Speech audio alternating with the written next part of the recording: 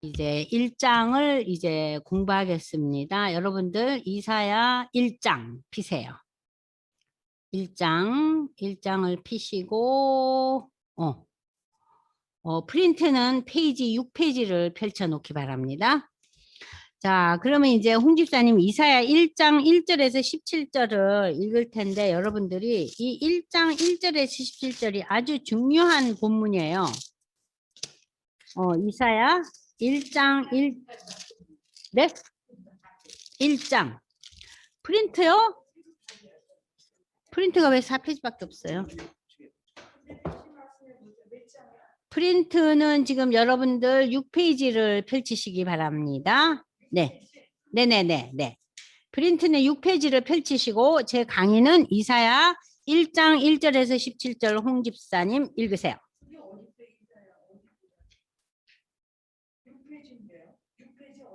6페이지를 펼쳐 놓으시라고. 그냥 펼치시고 지금 성경을 읽으시라고. 읽고 6페이지를 공부한다고요. 네, 이사야 1장 1절에서 17절 빨리 읽으세요. 유다 왕 요시아와 요담과 아바스와 히스기야 시대의 아모스의 아들 이사야가 유다와 예루살렘에 관하여 본 계시다. 하늘이여 들으라, 땅이여 귀를 기울이라. 여호와께서 말씀하시기를 내가 자식을 양육하였거늘 그들이 나를 거역하였도다. 소는 그 임자를 알고 나귀는 그 주인의 부유를 알거니와 이스라엘은 알지 못하고 나의 백성은 깨닫지 못하는도다 하셨도다. 슬프다, 범죄한 나라요, 허물진 백성이요, 행악의 종자요, 행위가 부패한 자식이로다. 그들이 여호와를 버리며 이스라엘의 거룩하신 이를 만홀히 여겨 멀리하고 물러갔도다. 너희가 어찌하여 매를 더 맞으려고 패역을 거듭하느냐. 온 머리는 병들었고 온 마음은 피곤하였으며 발바닥에서 머리까지 성한 곳이 없이 상한 것과 터진 것과 새로 맞은 흔적뿐이거늘 그것을 짜며 싸매며 기름으로 부드럽게 함을 받지 못하였도다. 너희의 땅은 황폐하였고 너희의 성읍들은 불에 탔고 너희의 토지는 너희 목전에서 이방인에게 삼켜졌으며 이방인에게 파괴됨 같이 황폐하였고 나의 시온은 포도원의 망대같이 참외밭에 원두막같이 애워싸인 성읍같이 겨우 남았도다. 네, 거기까지 여러분들 지금 이사야 1장 1절에서 8절까지 보시면 지금 하나님께서 이사야를 통해서 주시는 말씀이 뭐예요? 너희가 나를 창조주 하나님, 너희를 선택해 준 이 선택된 백성들이 나를 어떻게 여겼다고요? 만홀히 여겼다는 거는 우습게 여긴다는 거예요. 가볍게 여긴다는 거예요. 그래서 지금 이 유대 백성들이 하나님을 우습게 여기고 하나님을 가볍게 여겨서 저들의 죄악이 뭡니까? 첫 번째 죄악이 저들이 하나님도 섬기고 이방신도 섬기는 거예요. 네? 그러니까 하나님을 이걸 어떻게 여긴 거예요? 우습게 여기고 하나님을 대단치 않게 거룩하신 하나님, 전능하신 하나님, 우리를 인도하시고 보호하시고 그런 하나님으로 받아들이지 않는 거예요. 하나님도 섬기고 열방의 우상들도 섬기고 그래서 양쪽을 통해서 뭘 누리자? 부귀영화를 누리자 이거예요. 그러니까 하나님도 어떤 신이에요? 자기가 요리하는 신이에요. 하나님과 우상의 차이점이 뭐예요? 하나님은 우리를 다스렸어요. 열방의 우상은 우리를 다스리는 신이 아니고 우리가 우상을 다스리잖아요. 그죠? 우상에게 재물을 줘가면서. 근데 조금 전에 우리 배웠잖아요. 하나님은 우리의 재물을 원하시는 게 아니잖아요. 재물은 그 다음이잖아요. 우리가 얼마나 하나님 앞에 나와 있느냐잖아요. 근데 지금 만홀히 여기는 죄를 저질러서 그래서 이 말씀을 소는 임자를 하는데 이 백성은 임자 모르는 소보다 못한 택함 받은 이 유다야. 그 얘기예요. 그래서 결국 어떻게 될 거라고요? 너희 땅이 황폐할 것이다. 그게 뭐예요? 바벨론 포로되는 거예요. 그죠? 바벨론 포로되고 또 시온이라는 거 이것은 누굴 가리키는 거예요? 유대 백성을 가르치잖아요. 딸 시온은 포도원의 망대 참외밭의 원두막 이건 뭐예요? 포도원이라는 것은 포도원이 이렇게 잘 포도나무들이 자라면서 망대가 그 한가운데 있어야 되고 참외밥도 참외 열매가 맺히면서 원두막에 의미가 있잖아요. 열매가 맺혀야지 원두막에 앉아서 참외를 까먹잖아요. 근데 지금 여기서는 밭에 소출은 아무것도 없고 포도원은 망대만 있고 참외밭은 원두막만 남아 있다는 소리예요. 그러니까 지금 황폐해졌다는 얘기예요. 누가? 유대나라가. 유대가 하나님의 심판을 받아서 겨우 망대와 원두막과 그런 기본적인 건물만 남아 있는 거예요. 이렇게 황폐해진다는 거예요. 그런데 그런 가운데서 구절이 참 중요한 의미가 있습니다. 만군의 여호와께서 우리를 위하여 생존자를 남겨두지 아니하셨더라면, 이 얘기는 뭐예요? 생존자를 남겨두셨다는 소리죠. 이 생존자가 남은 자예요. 남은 자 사상이에요. 남겨진 자. 그러니까 하나님을 바라보는 자들이 있었다는 거예요. 이렇게 황폐함 가운데서도 하나님의 택한 백성들이 남겨져 있었다. 이걸 우리는 남은 자라 그래요. 그래서 여기서 보래요. 소돔 같고 고모라 같다는 이 표현을 다시 또 하세요. 그러면은 구약 시대 때 창세기에 소돔 고모라가 죄악이 관영해서 그 땅을 심판하시잖아요. 그죠? 소돔 고모라의 가장 큰 죄악 중에 하나가 동성애였어요. 그죠? 그래서 오늘날 이 땅을 향해서 지금 소돔과 고모라라는 표현을 우리가 하고 있어요. 그러니까 동성애라는 것은 하나님 보시기에 가장 큰 부조리한 죄악이에요. 동성애가 이 땅에 팽배해 있다면은 우리의 자손이 끊기죠. 예? 뭐 약자를 보호한다는 의미는 좋지만 그 약자 보호하다가 우리 자손이 끊겨질 판이에요. 지금 이 인구가 줄잖아요. 불란스는 인구가 지금 마이너스 되고 있잖아요. 결혼도 안 하고 두 번째는 동성애에 빠지고. 자, 이 소돔과 고모라의 그 죄악과도 같다는 거예요. 너희의 그 나를 향한 죄악이. 그래서 이 10절에서 고모라 백성, 응? 소돔의 간원들 이렇게 표현하고 있는 거예요. 그러니까 너희가 하나님의 법에 귀를 기울여라. 하나님께 돌아오라는 회개에 대한 얘기를 하면서 11절에 나는 많은 재물, 그게 나한테 유익한 게 아니다. 순양의 번제, 살찐 짐승, 기름. 아이고 내가 그거 좋아하지 않는다는 거예요. 그 기본적인 재물을 나에게 바쳐야 되지만 그것이 재물의 전체가 아니라는 거죠. 그러면서 그 유명한 표현 나오죠. 너희가 성전 마당만 밟는다. 요새 그 말씀 많이 하잖아요. 교회 문지방에만 와가지고 있다 가는 거예요. 설교 시간 내내 졸고. 예? 오늘 무슨 설교 했는고? 듣다 말다 했네. 설교 시간 내내 카톡하고 앉았고. 이게 뭐예요? 마당만 밟는 거예요. 그러니까 지금 그 얘기를 하는 거예요. 그러니까 이 유대의 제약에 대한 얘기를 하는 거예요. 그래서 결국 하나님이 어떻게 쓸어버리겠다? 포도원은 망대만 남고 참외밭에는 원두막만 남을 거다. 너희 다 쓸어버릴 거다. 그러나 누굴 남긴다고요? 특별한 사람, 남은 자는 내가 남겨두겠다는 거예요. 그게 하나님의 긍휼이에요. 구원의 사인이잖아요. 남은 자가. 그죠? 그러니까 소돔 고모라는 어땠어요? 완전 엎으셨잖아요. 근데 이 유대에 대한 하나님의 심판은 어때요? 남겨두신다는 거예요. 남겨두신다.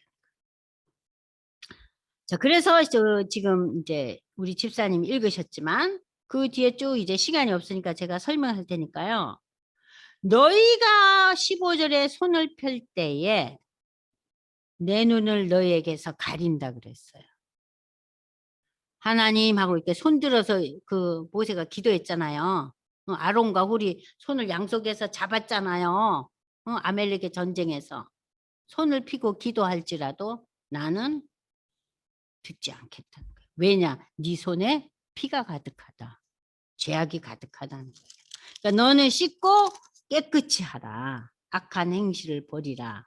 선행하라 정의를 구하고 학대받는 자 고아와 과부를 신원하고 변호해 주라. 이 신원이라는 개념은요. 원수를 갚는다는 소리예요. 그들의 마음의 한을 갚아준다는 소리예요. 응? 자, 그러니까 너희가 나한테 와서 변론하자는 것은 뭐예요? 일로 어서 나와. 내 얘기 좀 들어봐. 그 얘기예요.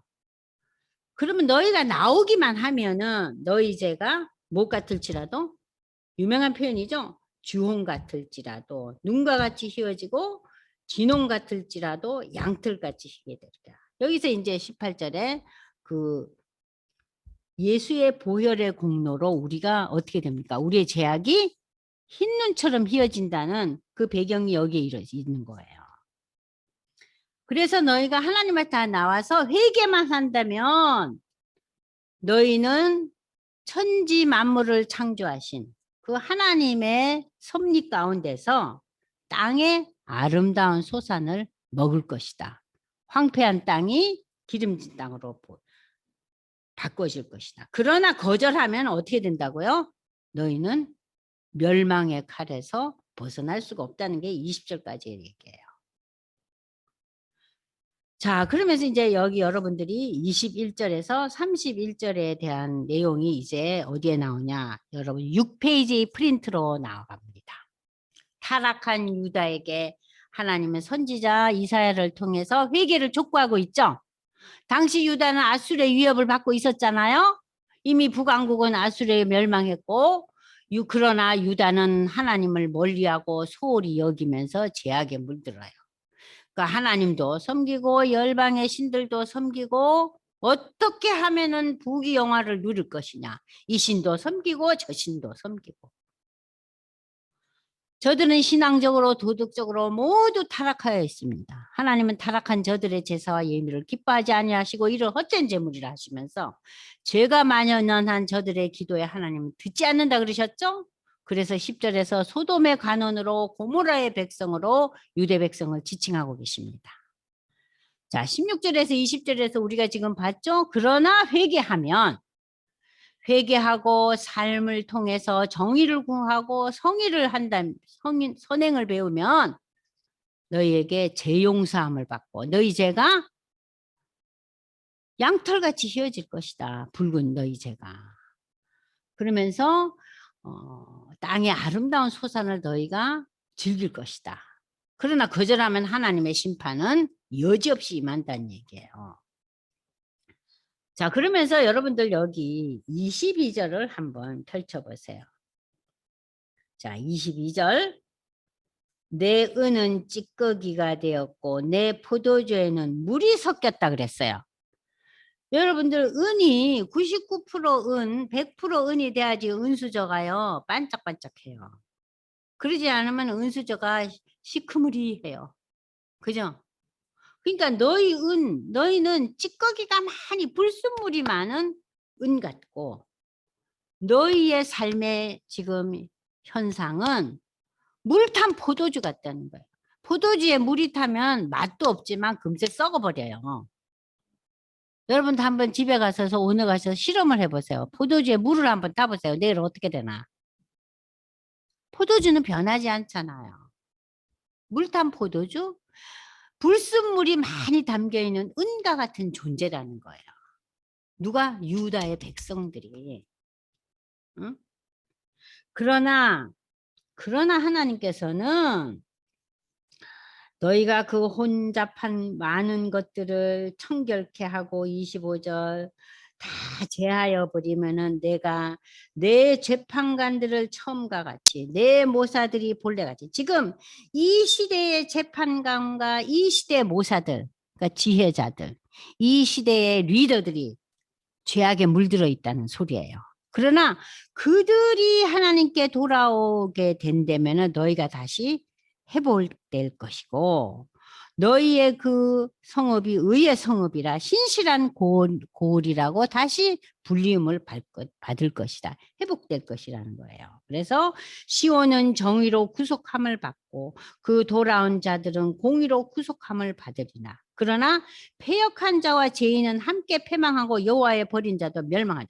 너희가 기뻐하던 상수리 나무. 상수리 나무는 아주 잘 크는 번성한 나무인데 그 기뻐하던 상수리 나무로 말미암아 너희가 부끄러움을 하. 그러니까 너희가 그렇게 원했던 부의 열매들이 오히려 너희를 패가망신시킬 거라는 얘기예요. 너희가 그렇게 좋아했던 상수리 나무 동산으로 말미암아 오히려 너희가 수치를 당할 것이다. 이 상수리 나무 동산은 무엇을 의미하냐? 그 당시 이스라엘 백성들의 그 혼합 종교, 하나님 말고 다른 그 바알의 신을 섬기고 아세라 목상을 섬기는 그것을 상징하는 거예요. 상수리 나무 동산인 건요. 그래서 너희가 결국은 잎사귀 마른 상수리 나무같이 될 거고 너희 동산은 물 없는 동산. 이게 뭐예요? 폐허가 된다. 그리고 31절 보세요. 강한 자는 삼오라기 같고 그의 행위는 불티 같아서 함께 탈 것이니 끌 사람한테. 삼오라기란 그 삼배천을요. 삼배를 이렇게 엮잖아요. 엮어서 우리가 강한 실타래를 만들잖아요. 여러분들 우리 아파트 그 앞에 무슨 이렇게 개천가에 이렇게 가면은 나무로 이렇게 다리를 만드는데 나무 다리가 이게 눈이 오고 비가 오면 이게 젖잖아요. 그럼 이게 빨리 상하죠. 그러면 이 삼배를 굉장히 두껍게 꽈가지고 그 위에다 이렇게 깔아 놓대요. 그죠? 그러면 그게 썩지 않고 단단하대요. 근데 이 삼오락이라는 것은 뭐냐면은 이게 굳게 잘 이렇게 엮어진 것이 아니라 그 엮어진 그 타래에서 조그만 이렇게 그 불순물 같은 게 이렇게 붙잖아요. 실을 이렇게 엮다 보면은 잘 연결되지 않고 중간에 이렇게 삐죽삐죽 나오는 거 있죠. 그러면 그거를 이렇게 다 잘라버리잖아요. 예? 이 실을 이렇게 하다 보면은 그러면은 그 사모락이라는 것은 그 주위에 이렇게 삐죽삐죽 나온 거거든요. 그래서 이 삐죽삐죽 나온 것들은 다 잘라버리잖아요. 그게 없어져야지 사람들이 걸을 때 부딪히지 않잖아요. 매끈하잖아요. 그러니까 그 쓸데없는 사모락이 그 옆에 있는 불순물 같다는 거예요. 그래서 그 불순물은 우리가 태워버리거나 우리가 어때요? 잘라버리는 존재가 되는 거예요. 그건 뭐예요? 멸망의 존재라는 거예요. 아시겠어요? 근데 이 시대는 아마 그 사모락이 주위에 이렇게 나와 있는 그 실을 꼬고 있으면 중간중간에 그 불순물 같이 튀어나오는 그 부분을 이렇게 불로 이렇게 태워버렸나 봐요. 근데 그 불 태우는 것을 하나님께서는 확 불을 질러가지고 다 태워버리겠다는 거예요. 그래서 결국 이 31장은 심판을 얘기하는 거예요. 너희가 나에게 돌아오지 않고 너희가 계속해서 이방신과 하나님을 섬기고 너희의 삶이 부도덕하고 도덕에서 벗어나고 윤리적이지 못하고 그리고 여러 가지 죄악에 계속 노출되어 있다면은 불타 없어질 거라는 얘기예요. 황폐를 얘기하는 거예요. 그래서 여러분들 여기 보세요. 자, 다시 봅니다. 6페이지 프린트 중간 타락한 유다에게 해고를 촉구하는 1장에서 중간에 보면 22절에서 저들의 죄악에 대해서 수는이 아닌 찌꺼기 가득한 은으로 물이 섞여진 포도주에 비유하고 있습니다. 그럼에도 하나님은 저들을 사랑하셔서 청결케 하며 온갖 혼잣물을 다 제해버리고 본래대로 회복하실 거라고 예언을 하시면서 다시 한번 뭘 강조하세요? 내가 이렇게 말씀으로 너희를 회복할 거라고 예언을 했음에도 불구하고 여전히 너희가 하나님께 패역하고 하나님을 버린 자들은 잎사귀 마른 물 없는 동산처럼 폐허가 될 것이다. 멸망할 것이다. 응? 사모라기처럼 불타 없어질 것이다. 심판을 얘기하는 거야. 그러니까 하나님은 너희 왜 이러냐? 돌아와. 돌아오면 내가 이렇게 해줄게. 그럼에도 불구하고 계속 제 상태를 유지하면 가차없이 심판의 불을 내리신다는 게 1장의 전체적인 얘기예요. 아시겠죠? 그러니까 1장은 이사야서 그 35장까지를 전체를 아우르고 있는 거예요. 이해되시죠? 내가 너희 죄악에 대해서 회개를 촉구한다. 그래서 회개하면 하나님 받아주시겠다는 거예요. 그럼에도 회개치 않고 하나님하고 우상을 함께 섬기고 너희가 부도덕한 삶을 계속 유지한다면 나는 가차없는 심판을 내리겠다. 그것이 1장이에요. 이해되셨죠? 자, 그럼 이제 2장부터는 무슨 얘기가 또 등장하는가? 여러분들 다시 5페이지를 펼쳐 놓으시고 이제 나갑니다. 펼쳐 놓으시고 5페이지로 나갑니다. 그러면은 이제 집사님 2장 1절을 이제 제가 보면요. 아모스의 아들 이사야가 받은 바 유다와 예루살렘에 관한 말씀이라. 지금 이제 집사님이 제가 이제 이거는 계속해서 읽을게요. 자, 보십시오. 말이래, 종말에 하나님의 전내 산이 모든 산 꼭대기에 굳게 설 거요. 모든 산 위에 뛰어나리니 만방이 그리로 모여들어요. 자, 여러분들 2절을 한번 보세요. 말일이라는 건 뭐예요? 종말을 얘기하는 거예요. 종말에는 모든 열방들이 예수 앞으로 꼬꾸러져 돌아올 거라는 거예요. 그래서 여러분들 그거 알잖아요. 복음이 예루살렘에서 시작됐죠. 그죠? 예루살렘 교회가 시작되고. 근데 예루살렘 교회가 핍박을 받아서 하나님이 놀라운 은혜를 또 경험케 하시죠. 교회가 확산되잖아요. 그래서 이 교회가 오늘날로 말하면 소아시아 터키로 넘어가죠. 그 선봉 주자가 바울이었잖아요. 그래서 바울을 통해서 터키, 아시아 지역을 거쳐서 그리스를 지나서, 그죠? 그리고 바울이 결국 로마까지 진출하잖아요. 그죠? 그리고 그 로마가 이제 기독교 국가 되면서 이 로마를 중심으로 해서 전 세계의 복음이 다 증거되는 모든 민족, 모든 나라의 복음이 증거될 때 누가 오신다고요? 예수께서 오실 거라는 거예요. 지금 이제 남아있는 나라가 중동이잖아요. 중동과 예루살렘이에요. 왜냐하면은 예루살렘에서 교회가 태동됐고 성령의 강력한 역사를 사도행전 2장에 저들이 경험했지만 이 예루살렘의 대부분 거민들은 예수 거부했잖아요. 특별히 지도자들. 아까 제가 얘기했잖아요. 서기관, 바리새인, 사두개인, 그 시대에 그야말로 뭐 좀 한다는 인물들은 다 예수 거부했잖아요. 그들의 거부 때문에 오히려 복음은 전 세계에 확장되죠. 그죠? 하나님의 놀라운 역사죠. 근데 그것이 전 세계를 끝맺을 때 어디가 맨 마지막이에요? 예루살렘 거민이에요. 이 예루살렘 거민이 예수 신앙 복음화 될 때 누가 오셔요? 예수가 오셔요. 그러니까 종말에 말이래. 모든 열방과 모든 민족들이 예수 앞에 손든 날이 올 거란 얘기예요. 자, 많은 백성이 이르기를 오라 우리가 여호와의 산에 오르자. 여호와의 말씀이 예루살렘부터 나올 것이다. 이 여호와의 말씀이 예루살렘부터 나왔잖아요. 그래서 예루살렘에 제일 먼저 뭐가 생겨요? 성령 강림의 역사가 일어나고 사도행전 2장. 그리고 거기서 예루살렘 교회가 태동하잖아요. 그죠? 자, 그가 열방 사이에 판단하시며 많은 백성을 판결하시니 무리가 그들의 칼을 쳐서 보습을 만든다는 거예요. 이 보습이 뭐예요? 보습. 보습이 낫이에요. 에? 그러면은 칼이 뭐가 돼요? 농기구가 된다는 건 뭐예요? 화평을 상징하는 거 아니에요. 응? 그들의 창을 쳐서 낫을 만들고 이 나라와 저 나라가 다시는 칼을 들고 치지 않고 전쟁을 연습하자. 평강의 시대가 온다는 거예요. 자, 그러면서 2장 1절에서 4절 종말에 대한 얘기, 화평의 날이 올 거다.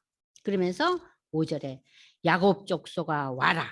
우리가 여호와의 빛에 행하자. 주께서 주의 백성 야곱 족속을 버리셨으면 그들이 동방 풍속이 가득하고 블레셋 사람들처럼 점치고 이방인과 더불어 손을 잡아 언약하고 그 땅에는 은금이 가득하고 보화가 모양 마필이 있고 병거가 있고 우상도 가득하고 이게 뭐예요? 자, 보십시오. 유대 나라는요 그렇게 풍성하게 금은 보화가 풍부한 나라는 아니었어요. 여러분들 지도를 보세요. 쬐끄만한 나라예요. 아주 작아요. 근데 저들이 열방들이 잘 사는 거를 보니까 저들의 마음밭에 하나님보다는 뭐가 지금 가득했어요? 동방의 열방들이 추구하는 그러한 문화와 종교가 가득해져서 점을 치고 다른 민족들과 언약을 맺고 그 다른 민족들의 풍습과 그들의 관습을 받아들이고 완전히 그냥 하나님 섬기는 하나님 택감 받은 백성들이 이방의 이 마음이 다 열려버린 거예요. 그걸 다시 지금 얘기하고 있어요. 자, 왜냐? 은금이 가득하고 보화가 많으니까 저들이 정신이 빠진 거예요. 오늘 우리도 마찬가지잖아요. 우리의 기도가 항상 부귀영화와 건강장수와 자식들의 형통함에 우리의 기도가 초점이 맞춰져 있잖아요. 그게 이루어지지 않으면 우리는 늘상 예수 믿는다는 신앙은 고백해서도 기쁨이 없는 거예요. 그것들 때문에. 뭐냐, 나는 왜 이렇게 은금이 부족할까? 왜 우리 자식은 이렇게 공부를 대단히 잘하지는 못할까? 왜 내가 이렇게 몸이 아플까? 거기에 우리의 신앙이 완전히 밀착되어 있다 보면은 기독교 신앙은 기복 신앙으로 흐를 수밖에 없어요. 내가 이런 환경이고 이런 어려움이 있고 이런 거 있지만 결국은 내가 소망의 나라를 갈 텐데 하나님의 나라에 갈 텐데 이 잠시 잠깐 사는 이 세상의 삶에 이렇게 내가 몰두하여서 뭐가 부족하고 뭐가 문제가 생기면 이렇게 흔들리고 하나님 원망하고 아, 좀 편하게 잘 살고 싶은데 예수 안 믿는 누구보다 나는 왜 이리 고달픕니까? 아, 우리가 그냥 비명을 지르잖아요. 우리의 기도가 하나님의 나라와 뜻을 위한 기도를 완전히 상실해 버리는 거예요. 지금 이게 그 지경 난 거예요. 네? 그 우리는 구약 성경을 볼 때 저들이 이방의 풍속에 담겨져 있다. 이방 종교를 섬겼다. 아유, 우리는 이방 풍속 없어요. 우리는 저기 절에 가서 절하지 않아요. 아유, 그러니까 우리는 하나님의 건전한 백성이죠. 우리에게는 그러한 오점은 없지만 우리는 어떤 문제들이 있어요? 세상의 형통함에 우리의 마음밭이 흔들리는 거예요. 24시간 괴로워하고 그죠? 그게 노연할 자가 없어요. 거기에서 노연하기 위해서 우리는 이렇게 성경을 보는 거예요. 성경을 보니까 거기서 노연하는 게 하나님의 인도하심이구나, 뜻하심이구나. 우리가 왜 이 인생살이의 고달픔과 고난의 장 속에서 이렇게 매달려 가지고 신앙적인 마인드와 신앙적인 비전을 갖지 못하는가. 그것이 문제다. 하고 끊임없이 말씀을 통해서 우리를 닥달을 해야 되는데 우리는 그걸 닥달을 안 하잖아요. 뭘 닥달해요? 세상의 가치 기준에 닥달당하고 있는 거예요. 근데 여기 보시면요. 천한 자도 절하고 귀한 자도 굴복했어요. 뭐 앞에? 세상의 부귀영화에. 응? 그러면서 그들을 용서하지 마옵소서. 자, 10절에 너희는 바위 틈에 들어가고 진토에 숨어 여호와의 위엄과 그 강대하심의 영광을 피하라. 이건 누구를 말하는 거예요? 그 속에서도 남겨진 자들은 그런 이방의 풍속과 세상의 가치 기준에 흔들리지 않고 버티려고 애쓰는 자들. 그들이 어려움 속에서도 하나님의 위엄과 영광 앞에 너의 그 어려움을 피하라. 기대라는 소리예요. 무슨 얘기인지 아시겠죠? 너희가 힘들고 고달프고 세상의 사람들이 우리보다 훨씬 더 평안을 누리고 만수무강을 누리는데 내 마음이 어찌 편합니까, 하나님? 그게 아니라 그런다 할지라도 하나님께서 우리가 영광의 날을 앞으로 보장하고 계신데 하나님의 놀라운 은혜와 뜻하심을 우리가 바라볼 때 이 표현이 10절이에요. 여호와의 위엄과 그의 광대하심에 영광 앞에 피하라. 거기에 의존하라. 그날에는 눈이 높은 자가 낮아지고 고면한 자는 다 굴복되고 하나님께서 홀로 높임을 받으시리라. 그 하나님께서 홀로 높임을 받으시는 완성된 날이 종말이잖아요. 그게 새하늘과 새 땅이잖아요. 그죠? 대저만군의 여호와의 날이 모든 교만한 자와 거만한 자와 자고한 자에게 이 말이니 그들은 낮아질 것이다. 레바논의 높고 높은 백항목 바산의 모든 상 이건 뭐예요? 부를 상징하는 거예요. 풍성한 부. 응? 모든 높은 산과 솟아오른 작은 언덕과 모든 높은 망대와 견고한 성벽. 견고한 성벽은 뭐예요? 아주 탄탄한 힘찬 나라. 국력이 아주 단단한 나라를 얘기하는 거예요. 견고한 성벽. 다시스의 모든 배와 모든 아름다운 조각물에 이건 뭐예요? 다시스의 모든 배. 그냥 해상 무역이 활발하게 이루어지고 풍요가 넘치는 거예요. 그날에 자고한 자는 굴복하고 교만한 자는 낮아지고 하나님께서 높임을 받으실 것이요. 18절에서 보십시다. 우상들은 어떻게 된다고요? 다 없어질 거다. 그날에.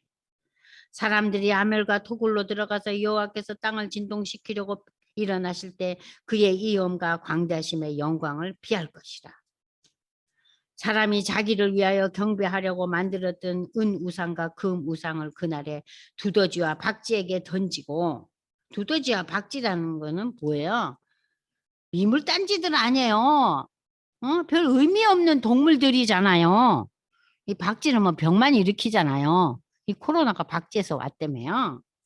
그런 거에 다 휩쓸려 갈 것이고 아멜과 험악한 바위 틈에 들어가서 여호와께서 땅을 진동시키려고 일어나실 때 그의 위엄과 광대하심의 영광을 비하리라. 그러면서 결론이 뭡니까? 그러니까 너희는 그 동방의 풍속과 동방의 종교와 동방의 그 풍성한 삶의 그 놀라운 축복의 마음 빼앗기지 말고 너희는 인생을 누구에게 의지하나? 하나님께 의지하는 거예요. 너희는 인생을 의지하지 말라. 그 물질적인 부여를 말하는 거예요. 인생을 의지하지 말고 너희 호흡은 코에 있나니 새말 가치가 어디 있느냐. 이 얘기는 너희의 호흡은 제한되어 있다는 거예요. 어느 날 우리의 호흡은 멈추죠. 그러니까 우리가 지금 뭐 한 달 후에 호흡이 멈춘다고 여러분 가정을 해보세요. 그럼 지금 제가 아무리 좋은 것을 누리고 가졌다 할지라도 한 달 후에 그것들은 나와 아무 상관없는 것들이에요. 그죠? 그잖아요. 어머, 우리 자식이 콩쿠르에 가서 금상을 받았네. 얼마나 기뻐요. 기쁘고 축하할 일이지만 내가 한 달 후에 죽고 난 후에는 그건 나하고 아무 상관이 없는 일이에요. 근데 우리는 그 세상의 그 박수와 세상의 인정에 우리의 마음이 너무 열려 있기 때문에 한 달 후에 내가 비록 죽는다 해도 그 이후에 대해서는 별 관심이 없는 거예요. 생각도 못하고. 그래서 우리는 장례식에 가서야 조금 정신 차리잖아요. 어머야, 멀쩡한 사람이 갔네. 아유, 어쩌다가 일이 됐나? 그잖아요. 그래서 우리가 결혼식보다 장례식을 가라 그러잖아요. 네 살 날을 생각해 보라고. 그리고 네가 이 땅을 떠나고 어디로 갈지를 생각하라고. 어디에 가서? 장례식에 가서. 우리 호흡은 제한돼 있다는 소리예요. 그래서 우리는 이 땅에서 잠시 사는 그 인생의 흥망성쇠에 우리의 목을 빼지 말라는 거예요. 그걸 위해서 노력은 하지만 노력하는 것과 목을 빼고 매달리는 것은 전혀 별개의 것이잖아요. 그죠?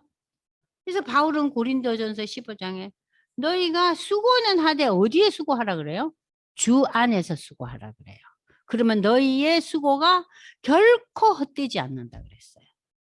근데 주 안에서 수고하지 않으면 우리의 모든 수고는 어떻게 돼요? 우리가 죽은 이후에 다 헛수고예요. 이해되시죠? 자, 그래서 이 2장에서는 1장에서는 심판에 대한 얘기, 2장에서는 우리는 수고하지만 어려운 인생살이 살지만 우리가 모든 수고와 어려움과 형통의 모든 것을 하나님 안에서 이루어 나가라는 거예요. 이방의 풍속에 흔들리지 말고. 자, 여기 이제 본문을 생각하시면서 여러분들 5페이지로 넘어옵니다. 우상과 하나님. 우상이란 단어의 원래 뜻은 뭐예요? 자, 여러분 다시 이제 2페이지에 제가 두겠습니다. 우상이란 단어 뜻은 아무것도 아니라는 거예요. nothing. 우상은 nothing이에요. 우상은 허무하고 무가치하고 보잘것없고 어느 날 하나님이 다 쓸어버릴 존재예요. 그러니까 우상은 헛된 존재라는 거죠. 그래서 2장 20절에 조금 전에 그랬잖아요. 아, 이 우상이 다 어디에 던져질 존재예요? 심판에 던져질 존재예요. 아무 영향력이 없어요. 성경에 나타난 이 모든 우상의 특징은 무익하고 허탄하고 인간에게 아무리 도움을 못 주는 부정한 것이라고. 그래서 결국은 파괴되고 버려질 것들이라고 했습니다. 특별히 이사야 6장 8절에는 우상 숭배에 대해서 동방 풍속이 가득하고 점치고 이방인과 더불어 언약하는 것으로 우리가 조금 전에 읽었죠? 저들은 인간의 손으로 만든 것을 경배하였잖아요. 인간의 손으로 만든 거. 손으로 만든 우상에. 하나님은 십계명을 통해 우상을 만들고 이를 섬기는 것을 엄격하게 금하셨어요. 그럼에도 우상을 섬기고 예배할 경우 하나님 저주받고 버림받고 욕을 당하며 스스로 범죄에 빠진다고 말씀을 주셨지만 오늘날 우리는 여전히 우상과 같은 그러한 대상들에 우리의 마음이 빼앗기고 있죠. 그럴 때 결국 하나님의 진노는 임하고 멸망당한다고 성경은 분명히 말씀하고 있어요. 고대 근동시대부터 많은 민족과 나라들은 저마다 뭘 만들었어요? 금과 은과 동을 가지고 뭘 만들었어요? 엄청난 우상을 만들었어요. 지금 우리가 뭐 세계 곳곳에 여행을 다니다 보면 그 나라의 전통 종교를 보면 다 뭐예요? 우상 단지들이에요. 이외에도 사람의 모습과 흡사한 드라빔. 이 드라빔 그러면 여러분 기억나신 거 있죠? 야곱이 그 아내. 야곱이 너무 사랑했던 아내가 라헬이잖아요. 레아는 인물이 떨어진다고 안 이뻐했다네요. 그래서 저는 야곱 미워요. 뭐 이렇게 인물을 좋아해가지고 라헬에게 정신이 빠져 있는데 이 라헬이요. 자기 그 아버지가 섬기던 그 우상단지가 뭐예요? 드라빔. 가정의 수호신을 자기 그 밑에 자리 밑에 딱 감추잖아요. 왜 그랬어요? 그 가정에 임한 축복을 받아 올려고. 그러니까 어떤 의미에서 라헬은 우상 숭배자예요. 응? 하나님께서 라헬을 통해서 유다를 주셔요? 아니죠. 레아를 통해서 주셨잖아요. 그죠? 야곱의 12자손이 나오잖아요. 그게 예수의 계보인 유다는 누구의 배에서 나와요? 레아의 배에서 나와요. 라헬이 아니에요. 야곱이 그토록 사랑했던 라헬은 일찍 죽잖아요. 그죠? 남자분들은 너무 이쁜 여자들 좋아하면 안 될 것 같아요.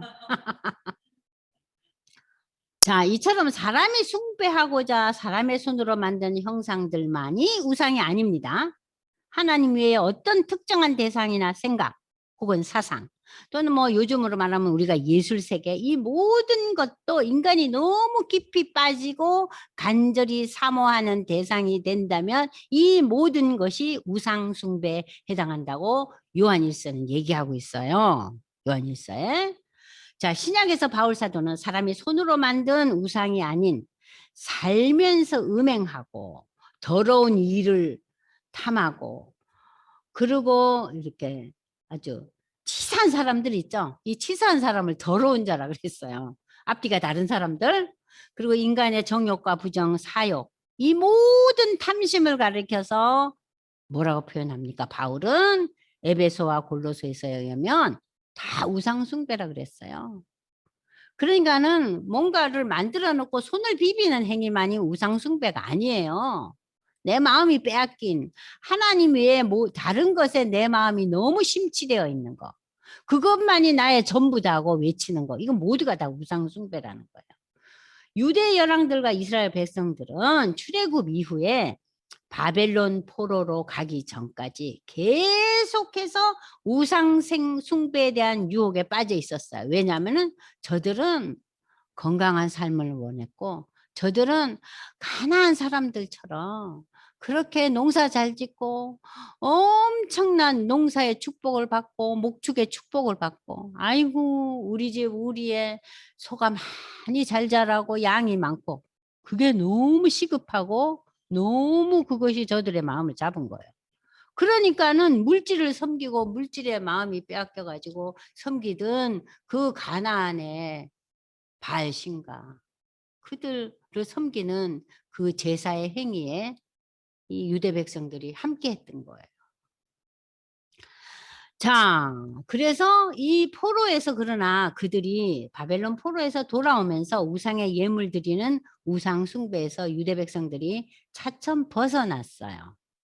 자, 이사야 선지자는 우상은 없어질 존재라는 것으로 이 마무리를 하고 있어요. 그래서 이 장에서 우리의 마음을 빼앗는 어떠한 우상도 결국은 어떻게 된다고요? 다 없어질 존재다.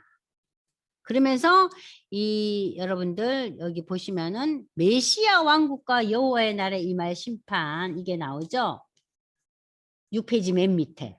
그러니까 이 장에서 우상을 얘기하면서 비록 유다의 현재는 비참하고 황폐했지만 그들이 동방 풍속에 놓여 있고 점치고 온갖 우상을 섬겼지만 교만하고 자고한 자들은 다 망하지만 그러나 그들이 이 맨 마지막에 인생을 의지하지 않고 인생의 부귀영화와 인생의 그 흥망성쇠의 마음을 빼앗기는 우상숭배에 빠지지만 않으면 저들에게 하나님께서 긍휼을 베푸시겠다는 거. 그래서 그 날에 대한 얘기가 2장 초반부에 아까 나왔잖아요. 다시는 칼과 창이 뭐가 된다 그랬어요? 농기구가 된다 그랬잖아요. 농기구가 되고. 그죠? 그리고 다시 전쟁이 없을 거란 얘기예요. 그러니까 첫 번째 그 회복에 대한 얘기를 하고 두 번째 하나님의 날에 대한 얘기를 하면서 2장의 결론이 뭡니까? 그 회복과 하나님의 날을 너희가 소망하고 바라보면서 너희의 오늘의 삶을 인생의 흥망성쇠에 빼앗기지 말라. 그래서 너들이 우상숭배에 빠지는 데서 벗어나라. 그 얘기예요. 2장에서. 그러니까 1장보다 2장은 보다 더 디테일한 거예요. 네?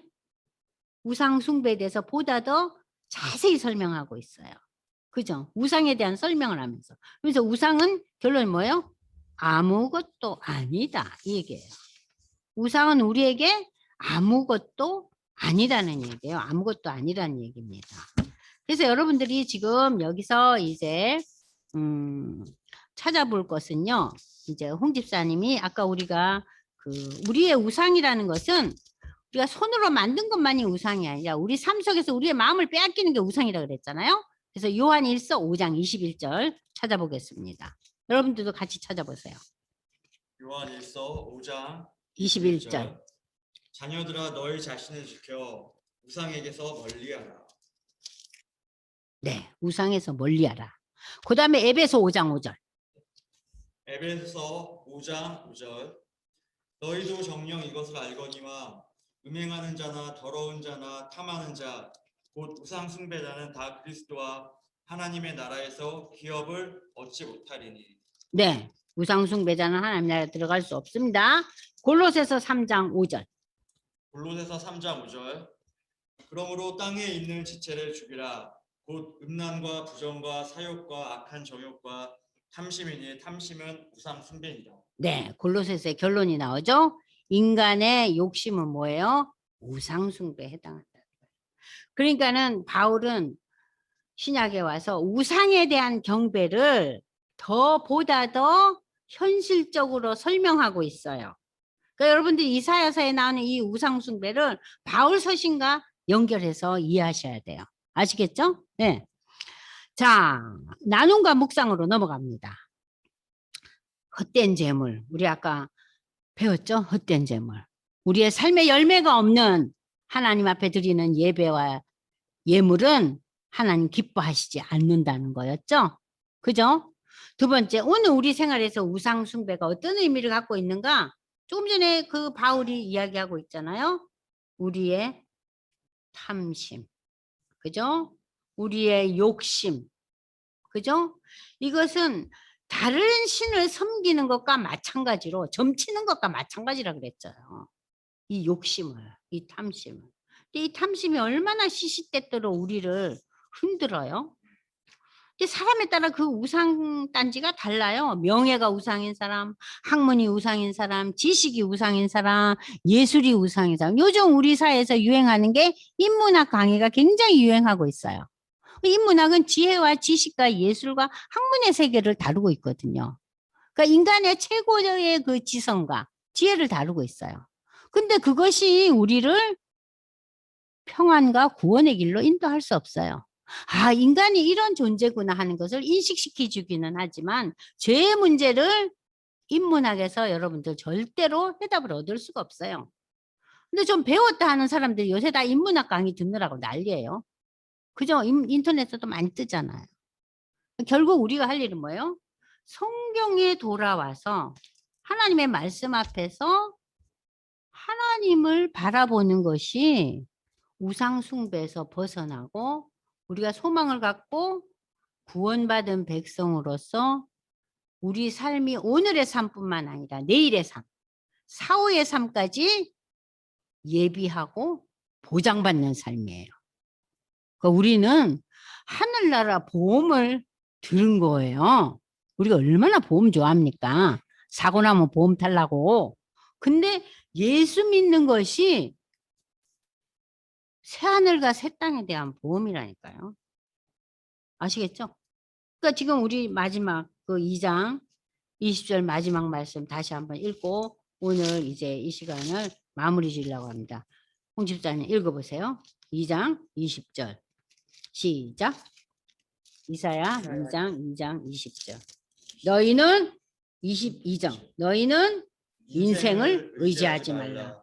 그의 호흡은 코에 있나니 새말 가치가 어디 있느냐. 새말 가치가 없다는 거예요. 인생을 의지하는 것은 새말 가치가 없다는 거예요. 하나님의 나라를 바라보면서 이 땅을 살으라는 얘기입니다. 1장, 2장 여러분들 그렇게 어렵지는 않았죠. 그죠? 자, 그러면은 이제 여러분들이 오늘 지금 시간이 12시 5분이니까 더 이상 나눔하기가 어렵네요. 그럼 여기까지 나눔과 묵상을 오늘 그냥 제가 일방적으로 했는데 여기까지 하시고 오늘 이제 우리가 읽었던 1장, 2장을 이번 주에 읽으시고 다음 주에 우리가 공부할 3, 4, 5, 6, 7장까지 예습해 옵니다. 그러니까 오늘은 7장 읽는 거예요. 이번 주는요. 아시겠죠? 그래서 다음 화요일 날 여러분들 봬요. 네, 수고하셨습니다. 기도하고 이 시간 마무리 짓죠.